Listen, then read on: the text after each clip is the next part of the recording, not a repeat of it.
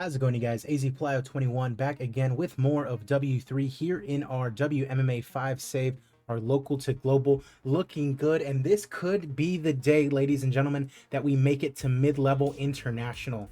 We have got some new media deals with a couple of big TV stations across the world. Nothing super major. We've got CBS in the United States. That's the most important one. We are at 29.4%. So 3.6 percentage points is all that we need to hit mid-level international today. And we could get it done with this fight card. DIAZ versus Thompson. Nick Diaz versus Wonderboy. We've got Mackenzie Dern taking on Holly Holm. Jojo Calderwood, Juliana Velasquez. The rest of the card, a little bit weak, but I feel like it should still be enough to get us to that mid-level international hump. Now, obviously, that is going to make it a whole lot harder moving forward for these fight cards. Yeah, it is. I just realized that. So we really need to make sure that all of our at least main events moving forward are high-level international or higher. That's also going to mean that our throwaway cards are going to need to be mid-level national or higher. So that's high-level national, so that's fine. Rockich versus Hill, high-level international, that's perfectly fine. Lee versus Lawler, that's high-level international. That is A-OK. Rafa Garcia versus Brad Riddell, mid-level national, that's perfectly okay. And then this one that we're working on, we're going to get Islam Makhachev and Kelvin Gastelum on this card in the near future. So we do have W388 coming at you. Nick Diaz versus Wonderboy Thompson. Appreciate you guys as always. I have a little bit of an announcement as well.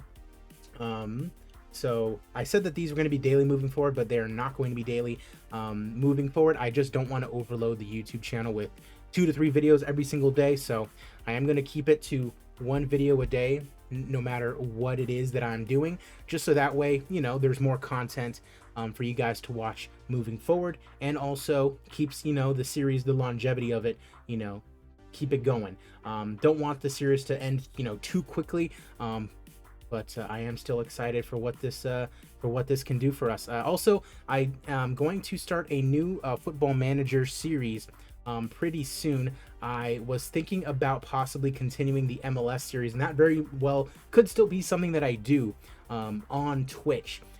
But I've already won the MLS Cup with the team in the second season. There's not really too much that I can do other than just continue to dominate the MLS.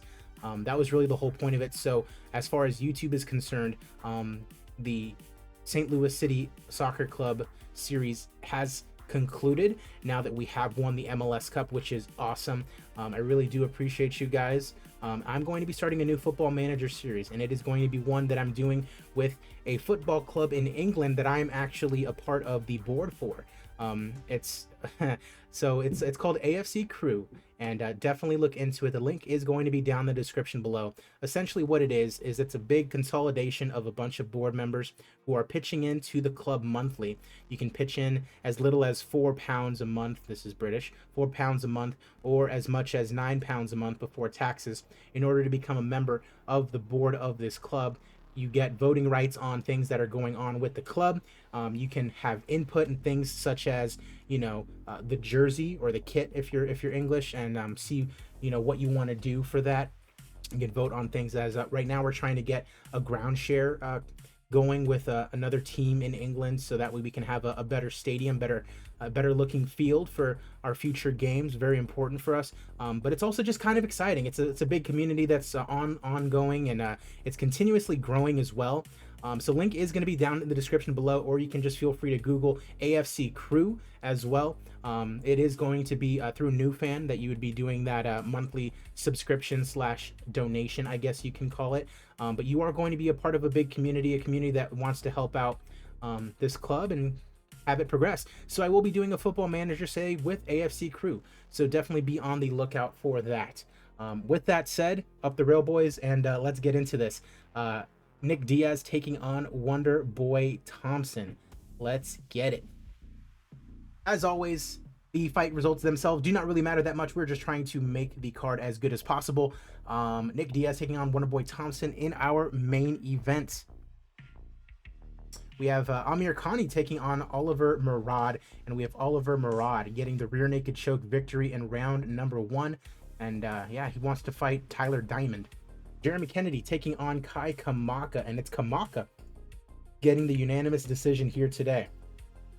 Lando Venata taking on Tyler Diamond at 145, and it's Tyler Diamond with the unanimous decision victory. A big win for Tyler Diamond. Cole Smith taking on Amon Zahabi out of TriStar, I believe, and it's Cole Smith who actually gets the win. A couple Canadians going at it, and Smith comes out on top. Jaden Warnick taking on Rob Emerson at bantamweight. Rob Emerson missed weight. He'll be going up to featherweight, and Warnick gets the win, but I do believe he is leaving us, and Emerson decides to retire. Fair enough.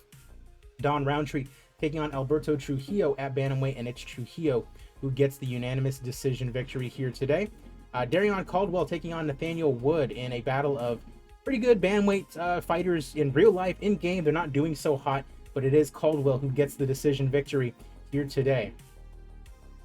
Jose Torres taking on Eric Showtime Shelton at flyweight, and it is Jose Torres getting the win tonight. Sarahi Pull taking on Reina Miura at 155, and it's Miura with the TKO in less than a minute. Final prelim, and it's the Mauler Alexander Gustafsson. Wow, he's on the prelims. How far he has fallen.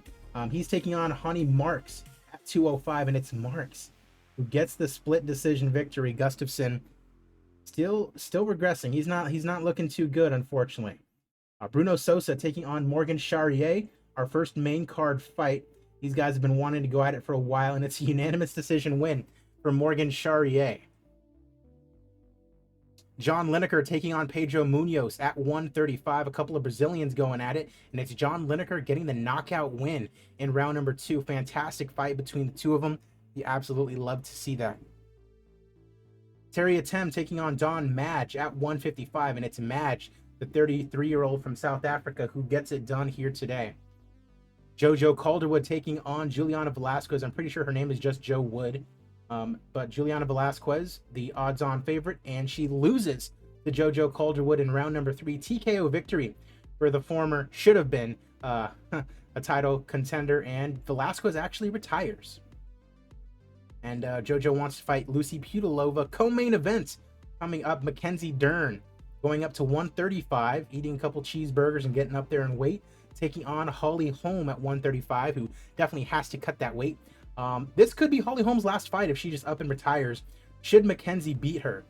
She does not have a fight team as well. Co-main event, and it is Holly Holm with the split decision victory over Mackenzie Dern here today. There is still a chance that she retires, and she does in fact retire. So best of luck to Holly Holm, going out on a win, and she's complaining about it not being a unanimous decision on her way out the door. That is kind of hilarious. Main event time, Nick Diaz, 1-0 here in W3, a win over Diego Lima, and he takes on Stephen Wonderboy Thompson, who is 3-1 since he has joined W3. 3 main events and then a win over Austin Vanderford on Ige versus Feely. Big favorite is Wonderboy Thompson as he takes on Nick Diaz. Either of these guys could retire should they lose the fight, and it is Wonderboy Thompson in round 5 getting the TKO victory over Nick Diaz. And Thompson does in fact reaffirm that he is retiring from MMA. Nick Diaz didn't retire, but Wonderboy did. Best of luck to Wonderboy, his 20th win, and he goes out with a bang. The karate getting it done for him today, and that is our highest attendance to date, by the way, and a commercial rating of 100, mind you. 16,942 in attendance. Again, we only needed, I believe, 3.6% in order to get to mid-level international, and we absolutely crushed it. 4.6 percentage points. Ladies and gentlemen, we have hit mid-level international. 33%. We have another 33% to go. 66% is what we need to get to hit high-level international. We are already the number 2 promotion in the world, and this just gets us even closer to hitting that number 1 spot finally. We are going to overtake the UFC. That is going to happen. How long it takes, I don't know, but this is definitely a good stepping point. Mid-level international.